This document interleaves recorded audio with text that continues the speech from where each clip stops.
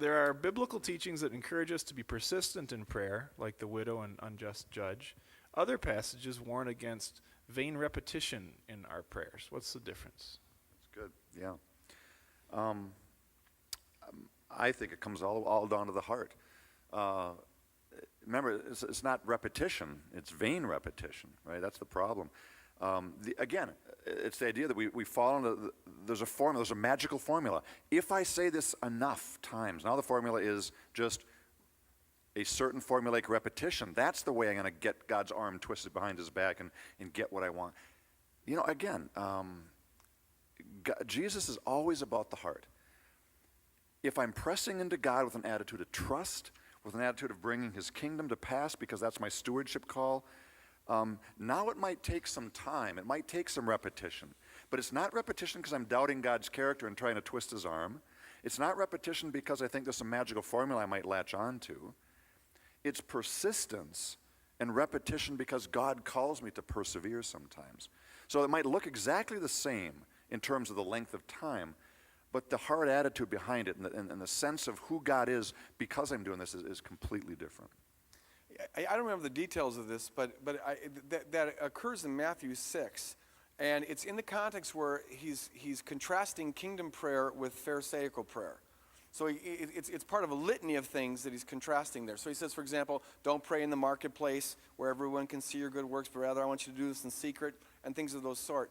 And I forget the details of this, but the word for vain repetition there was referred to a practice that was common in the ancient Jewish world where people would feel righteous because they would repeat a formula over and over again. It was a way of kind of putting on display your righteousness. And so the application would be when people just sort of pray something over and over again because they think it's getting points with God or they think it's getting points with other people. Look how religious I am. Maybe a good case of it would be me when I was a little kid. I would sometimes, trying to atone for my own sin because I was a bad little kid, but I'd go through these streaks of righteousness, and I would grab the rosary, and all Mass long, I would just pray the rosary over and over again. Now, part of that was because I was afraid of going to hell, but a major part of it was trying to impress the nuns so that they would think that I've converted and I'm no longer a bad kid, or I was getting points. And so the passage would apply to that. But it wouldn't at all apply to talking to God over and over again. As Paul said, if the heart is laboring in the spiritual realm, it's using your say-so, and I would encourage people not to worry about repetition, because it's the point here is not information conveyance. So God is not up there saying, you already told me that. No, rather you are aligning yourself with God. And this was when I first got into deliverance ministry. I haven't done a lot of it, but one of the things that was difficult for me is you keep on rebuking this thing, and you start to feel pretty repetitious. But I've gotten over that because I realize that it's not an information thing; it's a heart thing, and you're pushing a spiritual boulder up a spiritual hill, and there's spiritual forces against you, and that takes persistence and it takes repetition. I find that almost always when I have a question about how my relationship with God works, prayer, whatever. Oftentimes if I take that question and flip it into how would that work in my marriage if it was going to be a healthy marriage? If. Yeah. Hypothetically speaking, someday maybe. Hey.